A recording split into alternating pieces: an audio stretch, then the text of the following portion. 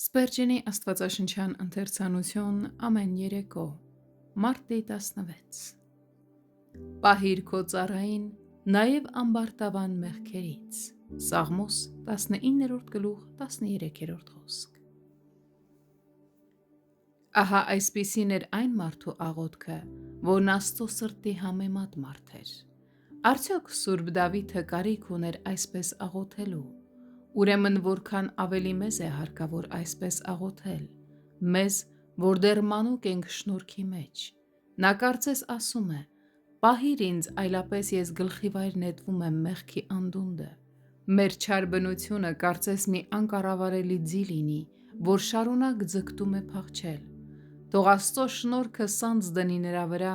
և հետ պահի նրան չարիքի մեջ ընկնելուց։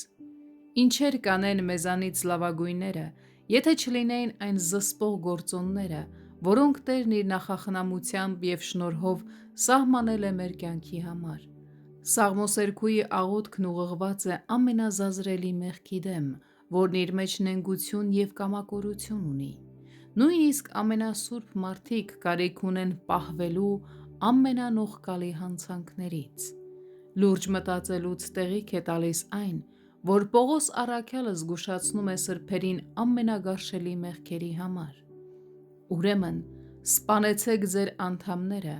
որ երկրի վրա են՝ պոռնկությունը, պղծությունը,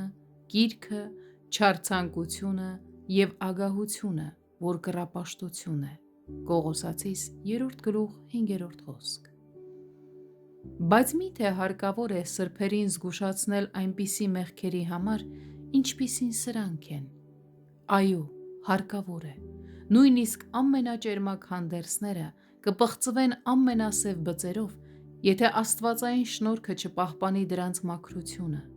Փորձառու քրիստոնյա, մի պարծեցիր քո փորձառությամբ, դու դեռ ունակ ես սայթաքելու, եթե հայացքդ թեքես նրանից, ով կարող է պահել քեզ ընկնելուց։ Դուք, որ ջերմեռանդ սեր ունեք, հաստատուն հավատք և պայծառ հույս, մի ասեք մենք երբեք մեղք չենք գործի, ավելի լավ է աղաղակեք, մի տանիր մեզ փորձության։ Լավագույն մարդկանց սրտերում անգամ բավականաչափ վառելիք կա, որ կարող է միանգամից բռնկվել ու վառվել, եթե Աստված չհանգցնի դժոխքից եկող գայթակղության կայծերը։ Ով կարող էր պատկերացնել, որ արդար Ղովտը կհարբեր։ Մի անգամ Ազայելն ասաց Եղիսեին. «Ինչ է քո ծառան,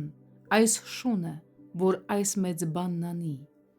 Եվ մենք էլ հակված ենք այսպես մտածելու մեր մասին։ Թող Աստված իր անսահման իմաստությամբ բժշկի մեզ այս խենթ ինքնավստահությունից։